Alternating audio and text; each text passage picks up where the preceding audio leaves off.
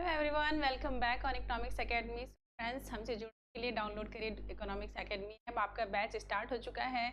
आज आपका दूसरा क्लास है, तो चलिए आज स्टार्ट करते हैं आज का सेशन। ठीक है, आ जाइए सभी लोग जल्दी जल्दी। लास्ट क्लास में हमने जो कुछ पढ़ा उसमें किसी के लिए कुछ डाउट है तो बताइए। आपका कोई डाउट है तो प्लीज़ कमेंट करें।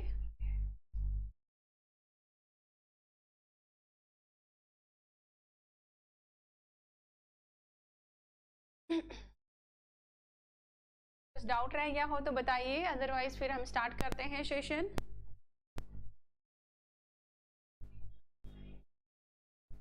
लास्ट क्लास में हमने इकॉनमी क्या होता है उसके बारे में पढ़ा था, इकॉनमी के टाइप्स पढ़े थे। आगे हम इसी को डिस्कस करते हैं आज भी कि इकोनॉमिक्स क्या होता है और इकोनॉमिक्स में हम किन चीज़ों को स्टडी करते हैं। बताइएगा मुझे क्या है, क्या होता है इकोनॉमिक्स। इकोनॉमिक्स में हम किन चीज़ों का स्टडी करते हैं।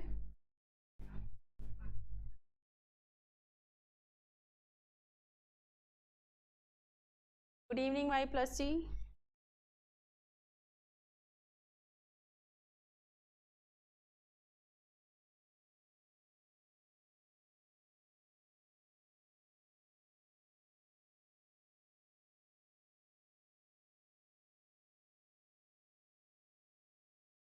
चलिए देखिए, इकोनॉमिक्स क्या होता है। इकोनॉमिक्स में हम स्टडी करते हैं कि लिमिटेड रिसोर्सेज को करके हम कैसे लोगों के मैक्सिमम वांट को सेटिस्फाई करें। मतलब क्या है, देखिए, तो हमें सारी चीज़ों को एक्सप्लेन भी करना है और उसे एक टर्म में लिखना भी है, याद भी करना है। ठीक, तो in economics we study about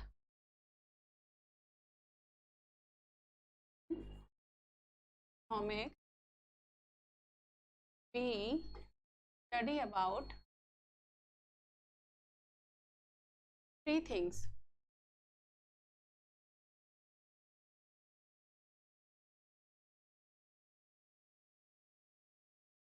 first, scarcity of resources. First, study about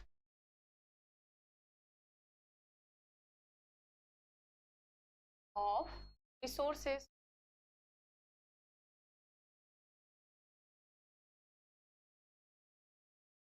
और दूसरा क्या पढ़ते हैं कि इन जो स्केर रिसोर्सेस है उन्हें कैसे मैक्सिमम, उससे कैसे मैक्सिमम आउटपुट बनाया जाए। मतलब how,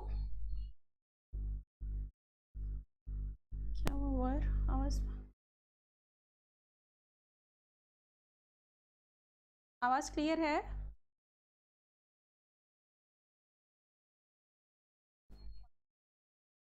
how people use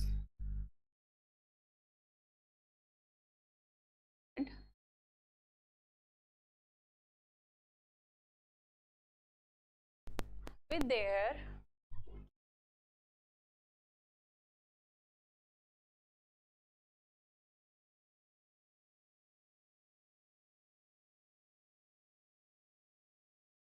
alternative।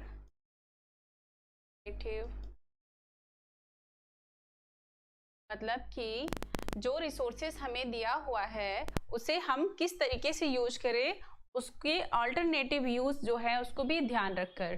ठीक है, मतलब जो हमारे पास के रिसोर्सेस है उसके बारे में स्टडी करते हैं और इसके रिसोर्सेस को किस तरीके से यूज करना है कि उसके अल्टरनेटिव यूजेस को भी हम फुलफिल कर सके, इसके बारे में हम स्टडी करते हैं। और थर्ड क्या है कि study about decision making of जो एंटरप्रेनर है। Study about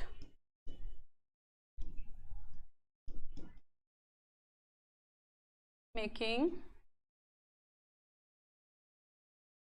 of economic agents। Economics agent कौन कौन से होते हैं बताइए। 4 इकोनॉमिक एजेंट है। जो इकोनॉमिक एजेंट कौन कौन से बताइए मुझे।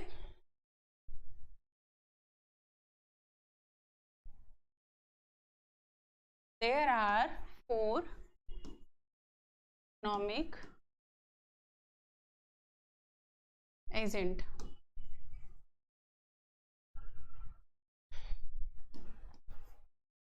First one is household, second forms, third government and fourth central bank. Right, चलिए देखिए क्या है। तो हम पढ़ रहे थे कि इकोनॉमिक्स क्या होता है। तो इकोनॉमिक्स में हम किन चीज़ों को स्टडी करते हैं।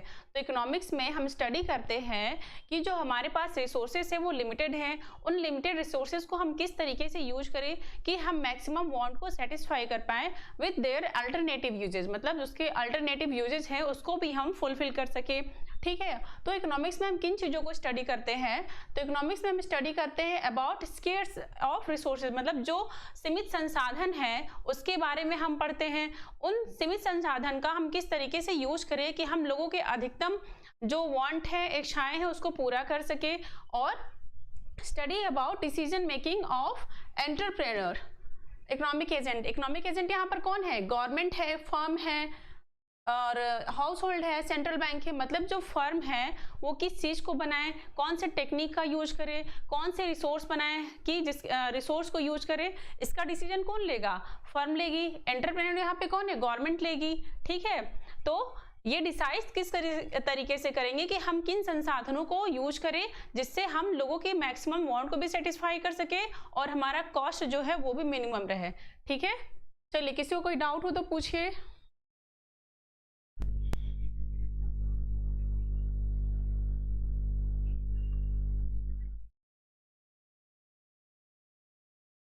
कोई डाउट है तो बताइए।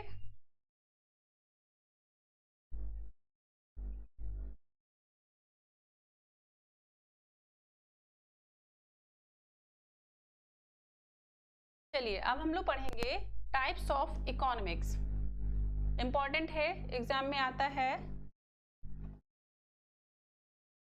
टाइप्स ऑफ इकोनॉमिक्स, बताइए कितने टाइप होते हैं इकोनॉमिक्स के।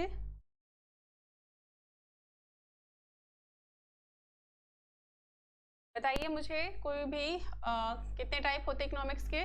चलिए देखिए, there are two type of economics. First क्या है, पॉजिटिव इकोनॉमिक्स,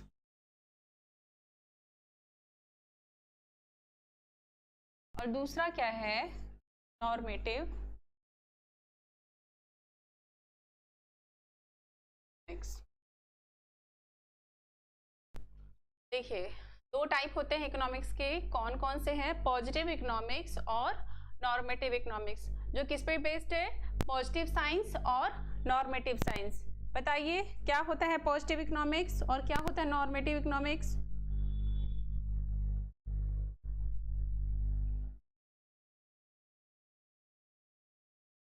देखिए इसको पढ़ने से पहले हम एक फंक्शन लेते हैं, डिमांड फंक्शन को, जिससे आपको ये ज़्यादा क्लियर हो पाएगा। देखिए डिमांड फॉर गुड एक्स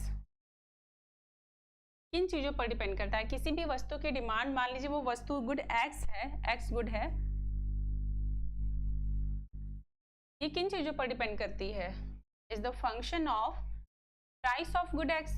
मतलब ये जो गुड एक्स वस्तु है इसकी डिमांड किस चीज़ पर डिपेंड करती है, प्राइस ऑफ गुड एक्स यानी एक्स वस्तु की प्राइस पर। प्राइस ऑफ गुड वाई यानी प्राइस ऑफ गुड वाई का मतलब क्या है, रिलेटेड कमोडिटी, जैसे सब्स्टिट्यूट गुड और complementary good. Income of consumer, taste, preferences,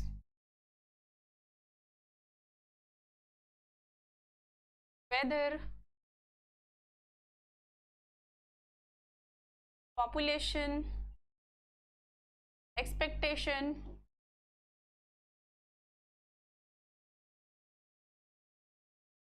तो ये कुछ फैक्टर्स हैं जिस पर जो है हमारा डिमांड जो है वो डिपेंड करता है। अब इसमें आपको समझना क्या है, देखिए मैंने यहाँ पे ये फंक्शन क्यों लिया। देखिए जो डिमांड है वो इन सारे फैक्टर्स पर डिपेंड करता है। Demand of good X depends upon price of good X, price of good Y यानी कॉम्प्लीमेंट्री गुड्स को यहाँ पर बोला है, सब्स्टिट्यूट गुड को बोला है, price of income of the consumer, taste, preferences, weather, population, expectation. इन सारे चीजों का इफेक्ट हम देख रहे हैं कि डिमांड पर क्या पड़ता है। मतलब अगर प्राइस में चेंज आया तो डिमांड पर क्या असर हुआ, इनकम में चेंज आया तो डिमांड में क्या असर हुआ, टेस्ट में चेंज आया तो डिमांड क्या हुई, घटी या बढ़ गई, प्रेफरेंसेस, वेदर यानी अगर समर वेदर है तो किन चीजों की डिमांड है, जैसे एसी हो गया, कोल्ड ड्रिंक्स हो गया, फ्रिज हो गया, पॉपुलेशन ज्यादा है किसी कंट्री की तो वहां पर डिमांड क्या होगा, एक्सपेक्टेशन जैसे आपको लग रहा है कि फ्यूचर में किसी चीज की प्राइस बढ़ने वाली है तो उसका प्रेजेंट डिमांड क्या होगा। ये ज्यादा गोल्ड के केस में होता है कि लोगों को लगता है गोल्ड का प्राइस जो है फ्यूचर में बढ़ने वाला है तो लोग क्या करते हैं, प्रेजेंट में उसकी डिमांड को बढ़ा देते हैं। तो ये एक क्या है, ये एक वो मतलब इस फंक्शन में क्या है, ये एक जनरल इक्विलिब्रियम का केस है जहां पर सारे फैक्टर्स जो है वो वेरिएबल है। यहाँ पर हम सबका इफेक्ट देख रहे हैं डिमांड पर, लेकिन यहाँ पर एक लिमिटेशन क्या हो जाता है कि हम किसी कंक्लूजन पे नहीं पहुंच पा रहे हैं। मान लीजिए हमने कह दिया कि 2022 में जो है वो डिमांड की गुडेक्स की डिमांड जो है वो बहुत इंक्रीज हो गई, लेकिन ये डिमांड किस चीज की वजह से इंक्रीज हुई, प्राइस में चेंज आने से, रिलेटेड कमोडिटी के रिलेटेड गुड्स जो है उनकी डिमांड में चेंज आने से, या फिर इनकम बढ़ जाने से, या टेस्ट चेंज हो जाने से, प्रेफरेंसेस चेंज हो जाने से, पॉपुलेशन बढ़ गई, वेदर खराब हो गया मतलब वेदर चेंज हो गया, समर था विंटर आ गया, इसकी वजह से एक्सपेक्टेशन प्राइसेस बहुत बढ़ गई या घट गई। ये प्राइस जो डिमांड है उसमें चेंज किस वजह से आया, अगर हम सारे फैक्टर को वेरिएबल कर लेंगे तो हम किसी भी रिजल्ट पर नहीं पहुंच पाएंगे। इसलिए जो इकोनॉमिस्ट थे मार्शल, वो कहते हैं कि अगर हमें किसी भी कंक्लूजन पर पहुंचना है तो हमें यहाँ पर कुछ चीजों फैक्टर्स को वेरिएबल रखना पड़ेगा और कुछ फैक्टर्स को कांस्टेंट मानना पड़ेगा, तभी हम किसी रिजल्ट पर पहुंच पाएंगे। तो जो मार्शल थे उन्होंने इन सारे फैक्टर्स को कांस्टेंट मान लिया और सिर्फ एक फैक्टर प्राइस को लिया और उसका डिमांड पर क्या इफेक्ट पड़ा उसको उन्होंने बताया, जिससे उन्होंने नाम दिया सेटिरस पेरिबस, पार्शियल इक्विलिब्रियम एनालिसिस। तब जाकर जो डिमांड फंक्शन बना वो कुछ इस तरीके से था, यानी demand of good X depends upon price of good X, यानी कि डिमांड फंक्शन बना जो कौन सा फंक्शन है, पार्शियल इक्विलिब्रियम एनालिसिस, जिसे हम लोग क्या बोलते हैं, मार्शल ने क्या बोला, सेटिरस पेरिबस, सेटिरस पेरिबस। इसके बारे में अब हम लोग पढ़ेंगे, इसको हमने क्यों पढ़ा, इससे आपको एक कॉन्सेप्ट समझ में आएगा, जनरल इक्विलिब्रियम और पार्शियल इक्विलिब्रियम। जब हम इसकी बात कर रहे हैं कि डिमांड पर केवल एक वेरिएबल का इफेक्ट पड़ रहा है तो वो क्या हो जाएगा, पार्शियल इक्विलिब्रियम। और जब हम डिमांड पर सारे वेरिएबल्स जो है उनके इफेक्ट को देखेंगे तो वो क्या हो जाएगा, जनरल इक्विलिब्रियम। इसी चीज को हम डिस्कस करेंगे नॉर्मेटिव इकोनॉमिक्स और पॉजिटिव इकोनॉमिक्स, जिससे आपको ये जो टर्म है ये समझने में बहुत ही आसान हो जाएगी। अदरवाइज लोग समझ नहीं पाते कि पॉजिटिव इकोनॉमिक्स क्या कहती है, नॉर्मेटिव इकोनॉमिक्स क्या कहती है। ठीक है, चलिए हम लोग पढ़ते हैं नेक्स्ट, क्या है पॉजिटिव इकोनॉमिक्स और क्या है नॉर्मेटिव इकोनॉमिक्स। किसी को कोई डाउट हो तो पूछिए।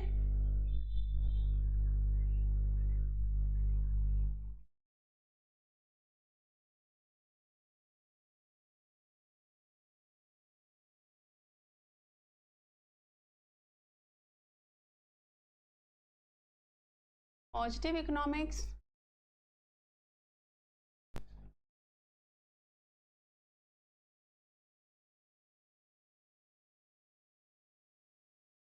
नॉर्मेटिव इकोनॉमिक्स,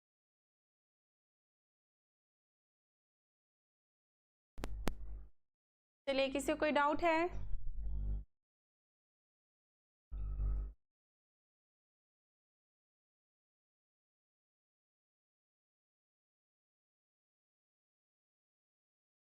देखिए जो पॉजिटिव इकोनॉमिक्स है ये पार्शियल इक्विलिब्रियम एनालिसिस पर बेस्ड है, ठीक है। और ये नॉर्मेटिव इकोनॉमिक्स क्या है, it depends on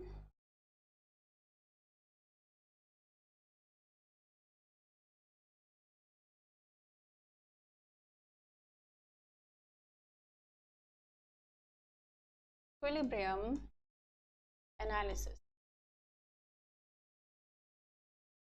okay, partial equilibrium analysis क्या था? Demand of good X is the function of price of x.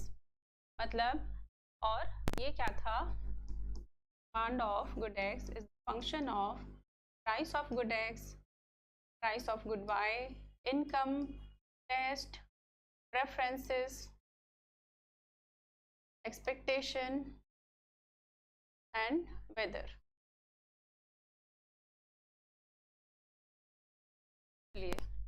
तो देखिए, जो पार्शियल इक्विलिब्रियम एनालिसिस है ये क्या कहती है? पार्शियल इक्विलिब्रियम एनालिसिस जो है, पॉजिटिव इकोनॉमिक्स जो है वो पार्शियल इक्विलिब्रियम एनालिसिस पर बेस्ड है, जो आपको इकोनॉमी की एक एक्चुअल सिचुएशन को बताती है। क्योंकि हम सिर्फ एक वेरिएबल को यहाँ पे एक फैक्टर को वेरिएबल रखा है, जिससे हम प्राइस का डिमांड पर क्या इफेक्ट पड़ रहा है इसको हम डायरेक्टली पता कर पा रहे हैं। डिमांड में कमी या ज़्यादा, डिमांड अगर आपका ज़्यादा हो रहा है या कम हो रहा है तो वो किस वजह से हो रहा है, क्या प्राइसेस बढ़ गई हैं, क्या प्राइसेस कम हो गई है, जिसकी वजह से डिमांड में जो है मूवमेंट आ रहा है। तो इसको चेक करने के लिए हम इसका यूज हम पॉजिटिव इकोनॉमिक्स में करते हैं। इससे हम एक कंक्लूजन पर पहुंच पाते हैं कि हाँ, डिमांड जो है वो बढ़ी है क्योंकि प्राइसेस जो है वो कम हुई है। ठीक है, यानी पे ये जो है पॉजिटिव इकोनॉमिक्स जो है ये हमें इकोनॉमी की एक एक्चुअल सिचुएशन को बताता है, एक्चुअल सिचुएशन को बताता है कि जो डिमांड है वो क्यों इंक्रीज हुई है, क्योंकि प्राइस जो है वो कम हो गई है। लेकिन जो नॉर्मेटिव इकोनॉमिक्स है ये हमें इकोनॉमी की एक्चुअल सिचुएशन को नहीं बता पाती है। इसके बेसिस पे हम किसी भी कंक्लूजन पर नहीं पहुंच पाते कि डिमांड जो है आखिर वो अराइज क्यों हुई है। ठीक है, तो ये हमें इकोनॉमी की एक्चुअल सिचुएशन को नहीं बताती है।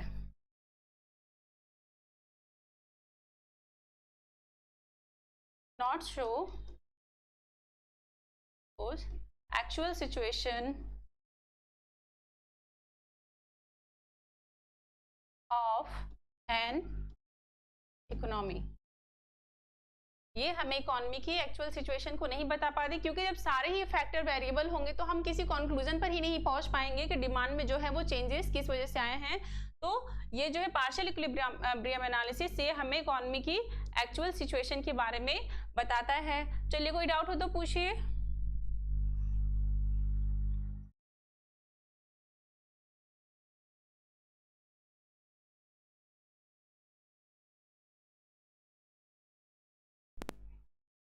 अगर इकोनॉमी में इन्फ्लेशन है तो क्यों है, इसका रिजल्ट अगर हमें पता करना है तो इसका पता हमें सिर्फ पॉजिटिव इकोनॉमिक्स में पता चलेगा, नॉर्मेटिव में नहीं पता चल पाता है। इसका रीजन क्या है? क्योंकि देखिए, जो नॉर्मेटिव इकोनॉमी है ये वैल्यू जजमेंट पर बेस्ड है।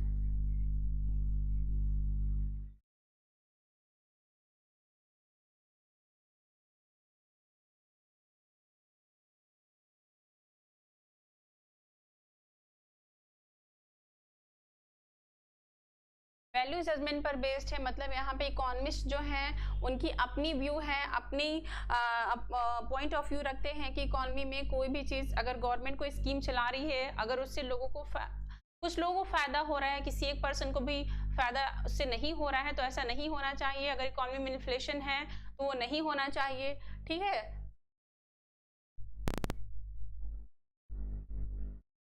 चलिए,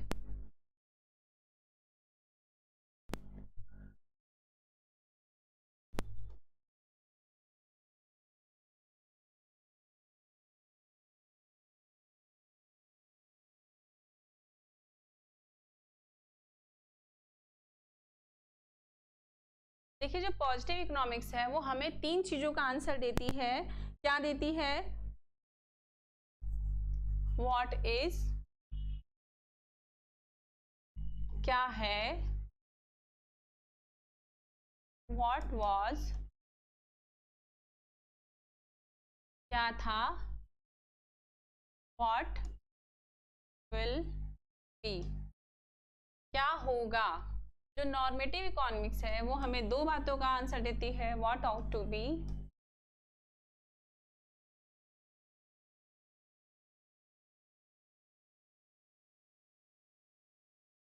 व्हाट शुड बी, क्या होना चाहिए।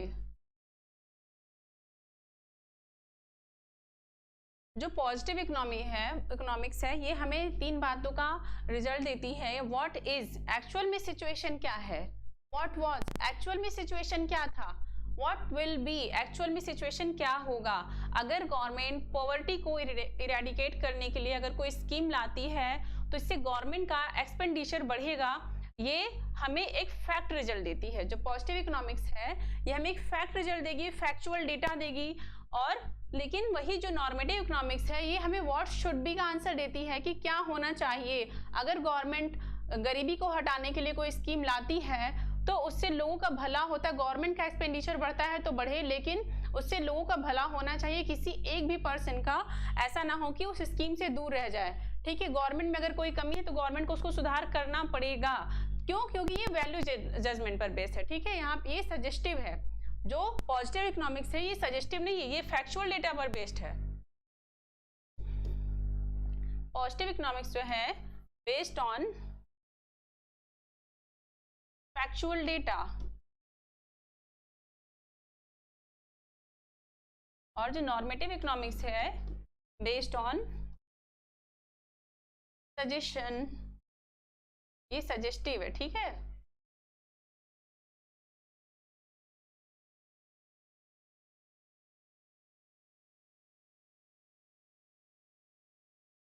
Is suggestive.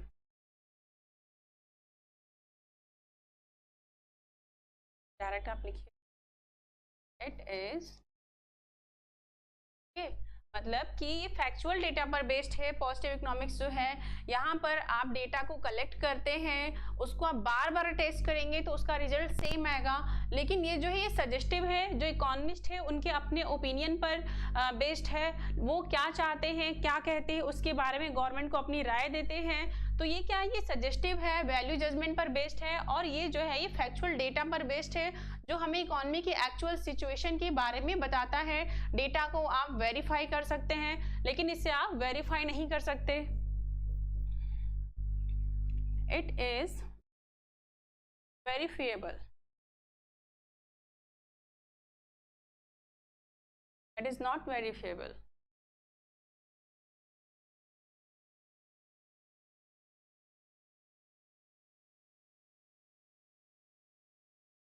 नॉट वेरीफाइबल, इसको आप वेरीफाई नहीं कर सकते हैं। ठीक है, चलिए नेक्स्ट, किसी को कोई डाउट हो तो पूछिए।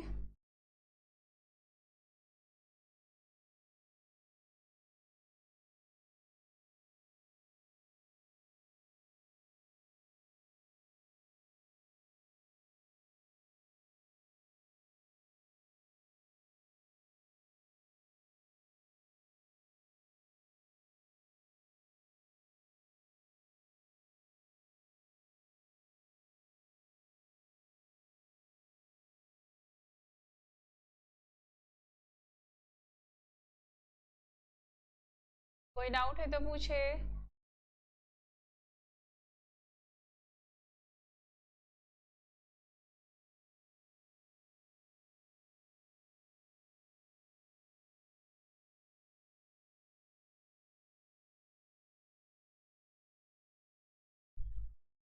चलिए,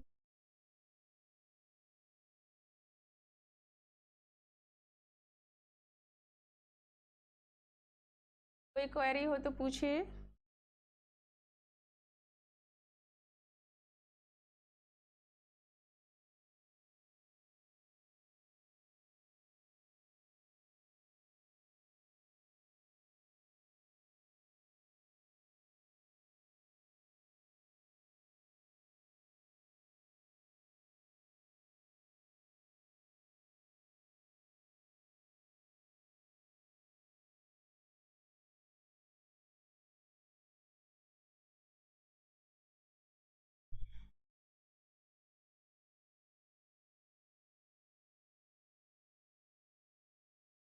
चलिए देखिए क्या,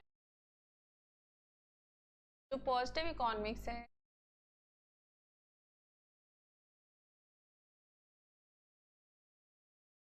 कि जो पॉजिटिव इकोनॉमिक्स है उसका एम क्या है, तो इट्स एम्स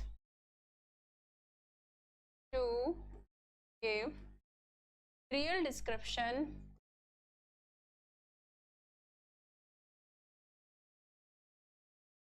ऑफ इकोनॉमी का एम क्या है? इकोनॉमी का रियल डिस्क्रिप्शन देना कि इकोनॉमी में क्या सिचुएशन चल रही है, क्योंकि डिमांड जो प्राइसेस है वो बढ़ रही है, क्योंकि जो डिमांड सप्लाई है वो कम है, ठीक है, क्योंकि सप्लाई कम है तो और डिमांड ज़्यादा है, तो ऐसे में प्रोड्यूसर क्या करेगा? प्राइसेस को ज़्यादा रखेगा, ठीक है। और लेकिन इसका एम क्या है? It aims to give ideas. इसका एम क्या है? आइडियाज देना, ठीक है, आइडिया देता है ये लोगों को। ये हमेशा वेलफेयर के बारे में बात करते हैं, ये वेलफेयर इकोनॉमी पे बेस है, based on welfare economy.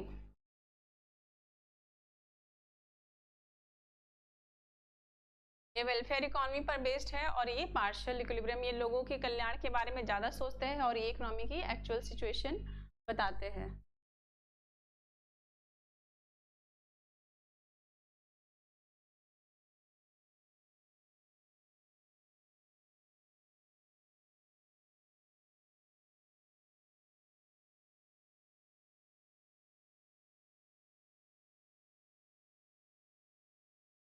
Doubt?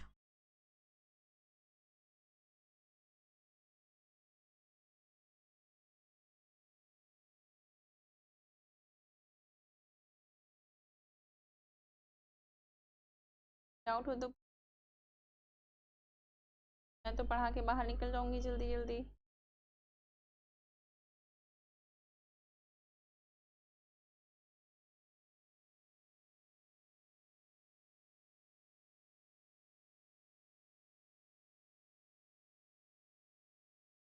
चले आगे।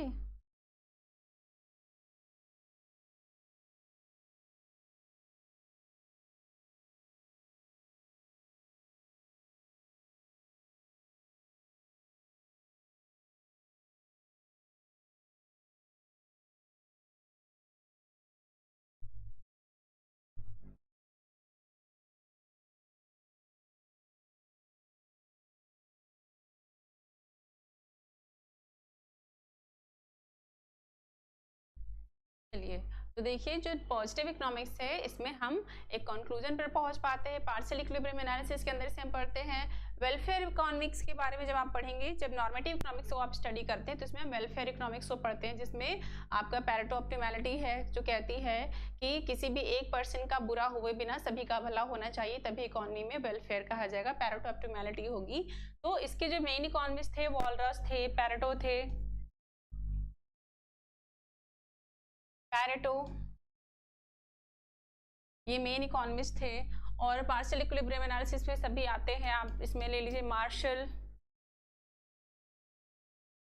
इन्होंने पार्शियल इक्विलिब्रियम एनालिसिस दिया था, जिसमें जो मेन आता है पार्शियल इक्विलिब्रियम एनालिसिस में, जैसे डिमांड फंक्शन हो गया, प्रोडक्शन फंक्शन है, कंजम्पशन फंक्शन है, और आपका जितने भी मार्केट है, ये सारा जो हम स्टडी करते हैं ये सब पार्शियल इक्विलिब्रियम एनालिसिस के अंदर आता है।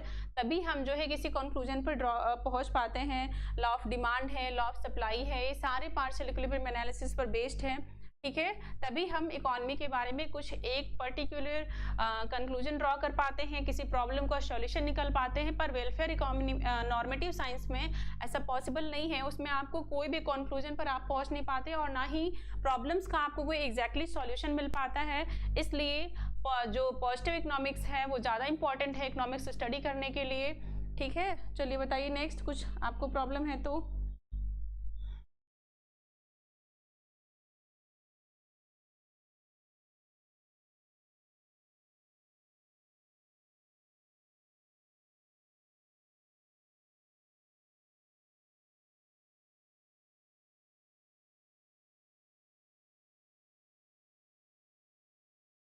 चलिए अब हम लोग पढ़ते हैं नेक्स्ट टॉपिक स्टार्ट करते हैं, डिफरेंस करते हैं माइक्रो इकोनॉमिक्स और मैक्रो इकोनॉमिक्स।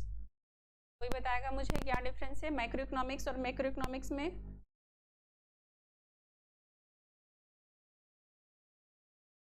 अपने शब्दों में बताइए।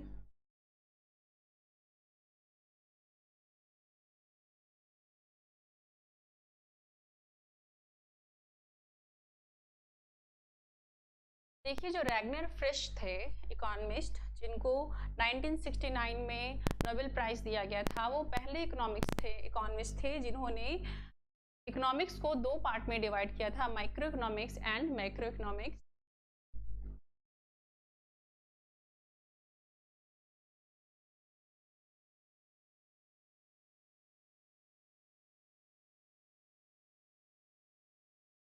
माइक्रो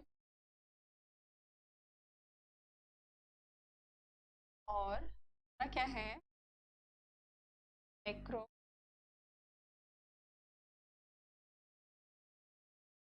रैग्नर फ्रिश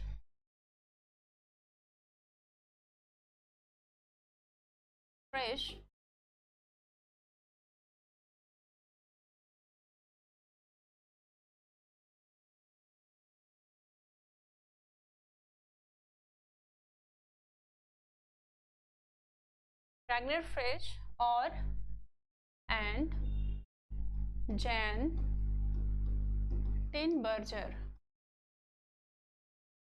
रैग्नर फ्रिश और जैन टिनबर्जर ये दो इकोनॉमिस्ट थे जिनको 1969 में नोबेल प्राइज दिया गया था इकोनॉमिक्स में। याद कर लीजिएगा, ये दो इकोनॉमिस्ट थे जिनको नोबेल प्राइज दिया गया था 1969 में। और जो रैग्नर फ्रिश थे, इन्हें क्या कहते हैं, ये इकोनॉमिस्ट थे जिन्होंने माइक्रो इकोनॉमिक्स को दो पार्ट में डिवाइड किया था, macro economics and micro economics. क्या होता है माइक्रो इकोनॉमिक्स, कोई मुझे बताइए।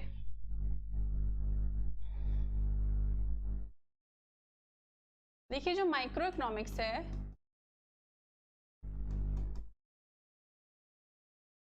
माइक्रो इकोनॉमिक्स में क्या होता है, हम किसी भी चीज के बारे में इंडिविजुअल स्टडी करते हैं। कोई भी इंस्टीट्यूशंस, कोई भी फर्म हो, इंडिविजुअल हो, कोई मार्केट हो, जब भी कहीं आप पर्टिकुलर टर्म आ जाता है, particular industry, particular firm, particular market, particular community, particular person या पर्टिकुलर बैंक, पर्टिकुलर कंट्री भी अगर आ जाता है, तो वहाँ पर अगर आपसे पूछा जाए कि ये कौन सा सब्जेक्ट, किसका सब्जेक्ट है, माइक्रो इकोनॉमिक्स का या माइक्रो इकोनॉमिक्स का, तो आप बोलेंगे कि ये माइक्रो इकोनॉमिक्स का है, जिसमें माइक्रो इकोनॉमिक्स में हम हर चीज़ के बारे में इंडिविजुअल स्टडी करते हैं। किसी फर्म की सप्लाई क्या है, किसी इंडिविजुअल फर्म की सप्लाई क्या है, उसका डिमांड क्या है, उसकी प्राइस क्या है, उसकी सेलिंग स्ट्रेटजी क्या है, वो कौन से फैक्टर ऑफ प्रोडक्शन को यूज कर रहा है, कैपिटल इंटेंसिव टेक्निक यूज कर रहा है, लेबर इंटेंसिव टेक्निक को यूज कर रहा है। तो ये क्या है, ये सारा आप इंडिविजुअली जब किसी चीज के बारे में स्टडी करते हैं तो वो क्या होता है, माइक्रो इकोनॉमिक्स। वही मैक्रो इकोनॉमिक्स में क्या होता है,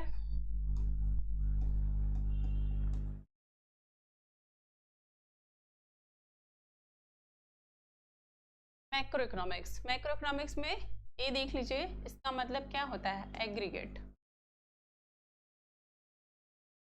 मतलब इकोनॉमी एज ए होल, जब भी हम किसी के बारे में एग्रीगेट लेवल पर बात करते हैं, aggregate demand, aggregate supply, output of a country, ठीक है, total output, total employment, national income, इन सब के बारे में जब हम बात करते हैं तो वो एक मैक्रो इकोनॉमिक्स का टॉपिक बन जाता है।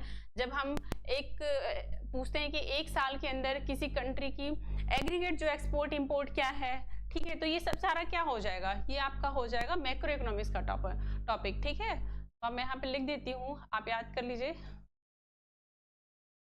Individual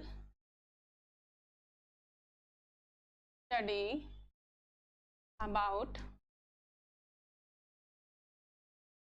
any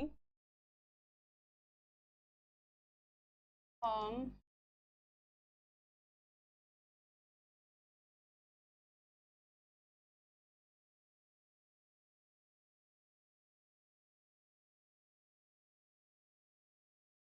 household market. जब भी हम किसी चीज के बारे में इंडिविजुअली स्टडी करते हैं तो वो क्या हो जाता है, माइक्रो इकोनॉमिक्स का टॉपिक बन जाता है।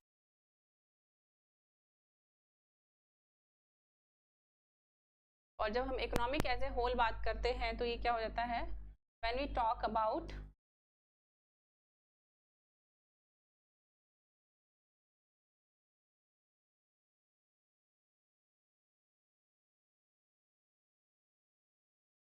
एज ए होल, तो ये क्या हो जाएगा टॉपिक इसका, एग्रीगेट लेवल पर, मतलब मैक्रो इकोनॉमिक्स का टॉपिक हो जाएगा। ठीक है, किसी को कोई डाउट है तो पूछिए।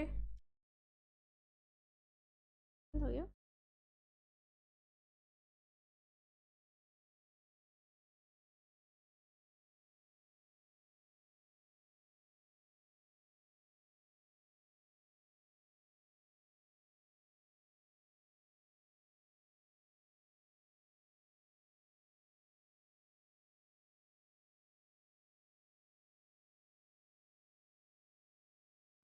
देखिए क्या होता है, जब भी हम कभी भी मैक्रो इकोनॉमिक्स के बारे में बात करते हैं तो हम क्या करते हैं, अगर हमें माइक्रो इकोनॉमिक्स का टर्म के बारे में पता करना है, किसी इंडिविजुअल के फर्म की हमको डिमांड सप्लाई प्राइस के बारे में अगर पता करना है, तो हम क्या करेंगे, हम जितने भी मैक्रो इकोनॉमिक्स के एग्रीगेट्स हैं, जो भी इसके फैक्टर है, उनको हम कांस्टेंट मान लेते हैं। ठीक है, और वैसे ही जब हम मैक्रो इकोनॉमिक्स को क्या कहते हैं स्टडी करते हैं, तो हम माइक्रो इकोनॉमिक्स के जो वेरिएबल है उनको हम कांस्टेंट मान लेते हैं। जैसे अगर हम मैक्रो इकोनॉमिक्स के टॉपिक को अगर स्टडी कर रहे हैं, अगर हमको नेशनल इनकम को फाइंड करना है, तो हम क्या करेंगे, माइक्रो इकोनॉमिक्स के जो वेरिएबल है, टेस्ट है, प्रेफरेंस है, प्राइसेस है, डिमांड एंड सप्लाई है, इनको हम क्या करेंगे, इनको हम कांस्टेंट मान लेंगे, तब जाकर हम नेशनल इनकम को फाइंड आउट कर पाएंगे। ठीक है, ऐसे ही जब हम माइक्रो इकोनॉमिक्स को स्टडी करेंगे, तो हम अगर इंडिविजुअल प्राइस और इंडिविजुअल डिमांड सप्लाई इनके बारे में बात कर रहे हैं, तो हम नेशनल इनकम, आउटपुट, एम्प्लॉयमेंट, इन सारी चीज़ों क्या करेंगे, इनको कांस्टेंट मान लेते हैं। ठीक है,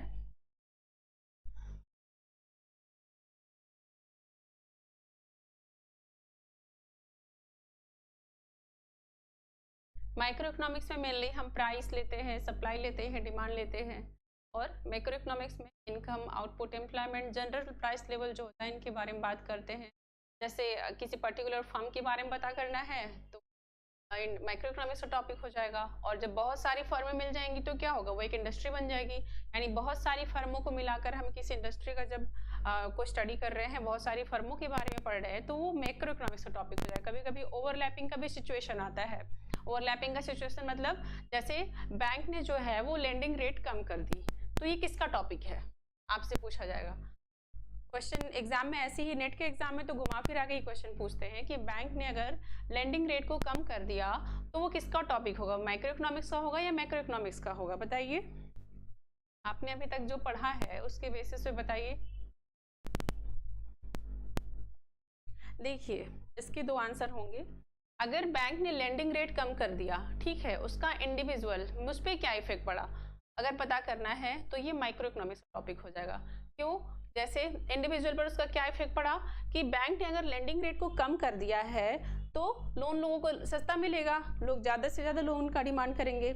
लेकिन बैंक ने अगर लेंडिंग रेट को कम कर दिया, तो उसका पूरा इकोनॉमिक पर, जो इकोनॉमी है, उस पर क्या इफेक्ट पड़ा, अगर हमें ये पता करना है, तो इसे क्या कहेंगे हम, ये मैक्रो इकोनॉमिक्स का टॉपिक हो जाएगा। ठीक है, अगर किसी इंफॉर्मेशन टेक्नोलॉजी कंपनी की हमें आउटपुट, डिमांड, सप्लाई का पता करना है, तो वो हो जाएगा माइक्रो इकोनॉमिक्स का टॉपिक। लेकिन मान लीजिए वो एक्सपोर्ट इंपोर्ट करने वाली कोई कंपनी है, उसकी एक्सपोर्ट, उसकी इंपोर्ट का अगर हम इंडिविजुअल स्टडी कर रहे हैं कि इसका क्या जो ये इंफॉर्मेशन टेक्नोलॉजी कंपनी है, इसका एक्सपोर्ट इंपोर्ट पर क्या इफेक्ट पड़ रहा है, ठीक है, मतलब उसमें जो एक्सपोर्ट इंपोर्ट हो रहा है उस पर उसका क्या इफेक्ट पड़ रहा है, तो वो इंडिविजुअल स्टडी हो जाएगा, तो वो माइक्रो इकोनॉमिक्स का टॉपिक होगा। लेकिन हम बोलेंगे अगर जब कि जो माइक्रो इंफॉर्मेशन टेक्नोलॉजी कंपनी है, इसका जो इफेक्ट इकोनॉमी के पूरे एक्सपोर्ट इंपोर्ट पर क्या पड़ रहा है, तब वो आपको माइक्रो इकोनॉमिक्स का टॉपिक हो जाएगा। आई थिंक मैंने बहुत सारे एग्जाम्पल दे दिए, आपको क्लियर हो गया होगा। नहीं क्लियर हुआ तो क्वेश्चन पूछ लीजिए।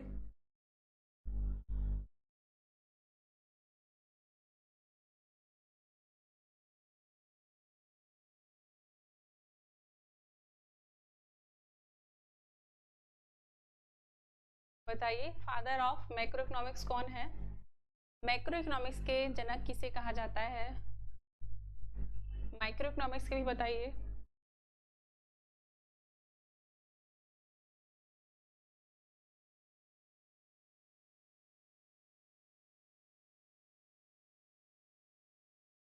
फादर ऑफ मैक्रो इकोनॉमिक्स किसे कहते हैं, कौन है,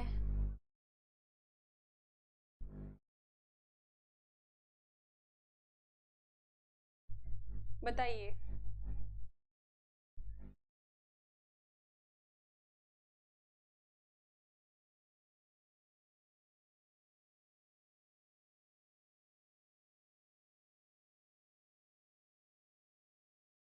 आंसर दीजिए। फादर ऑफ मैक्रो इकोनॉमिक्स कौन है?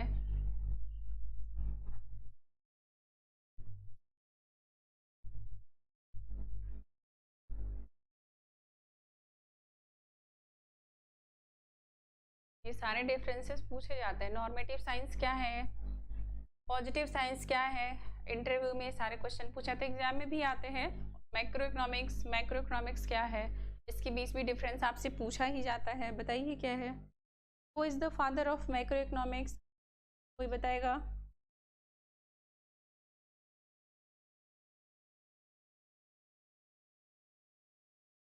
मीन्स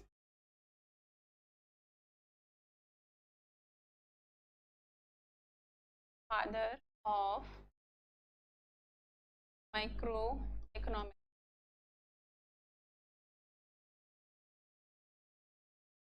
बताइए।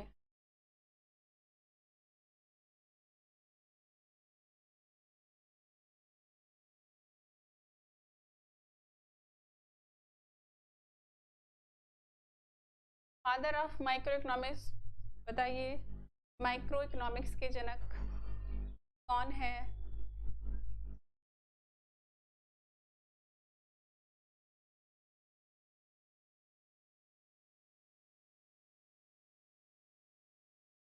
आंसर नहीं करते आप लोग।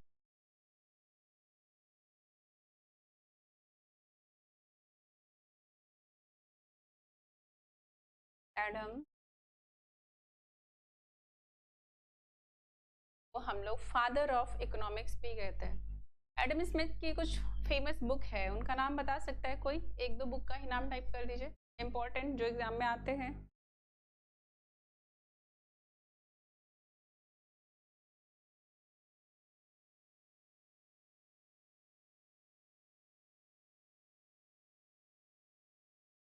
किसी को नहीं पता?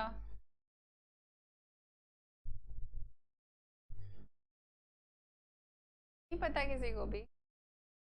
क्या करते हो आप लोग, हैं?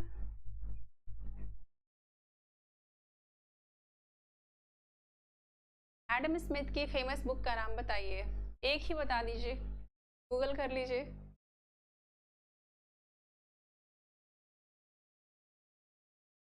याद करने के लिए लिखवा रहे हैं?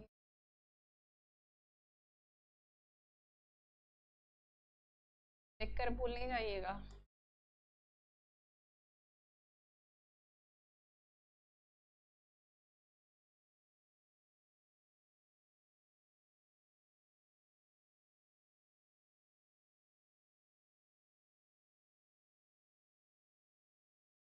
An inquiry into the nature, causes of wealth of nature.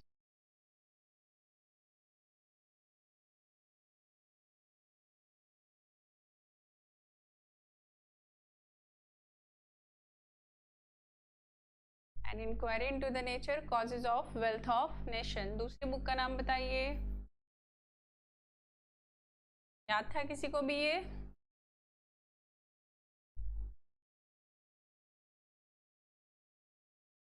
जाने पर आ गया, हाँ हाँ।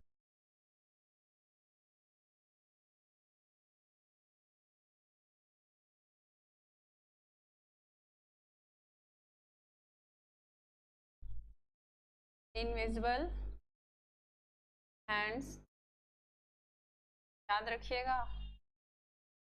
थर्ड,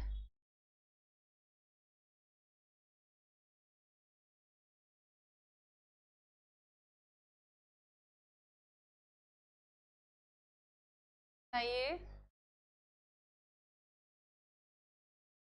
और भी बहुत सारे बुक्स है, नेम बताइए जल्दी जल्दी।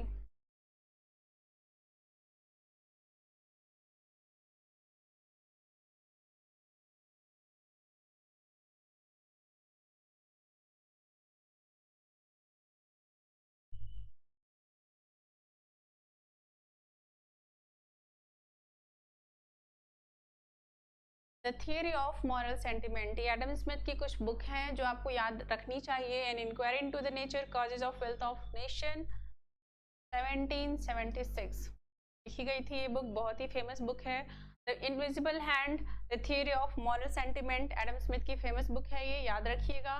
चलिए आज वाइंड अप करते यहीं पर सेशन। आई होप आपको क्लासेस अंडरस्टैंडिंग लगी होगी, समझ आया होगा। अगर आपकी कोई भी क्वेरी है तो आप उसको कमेंट करें, अपने कमेंट्स को लिखिए, हम उसके लिए रिप्लाई ज़रूर करेंगे। और इसके लिए आप डाउनलोड करिए इकोनॉमिक्स एकेडमी ऐप, जुड़िए मेरे साथ। Okay, thank you, bye bye, take care.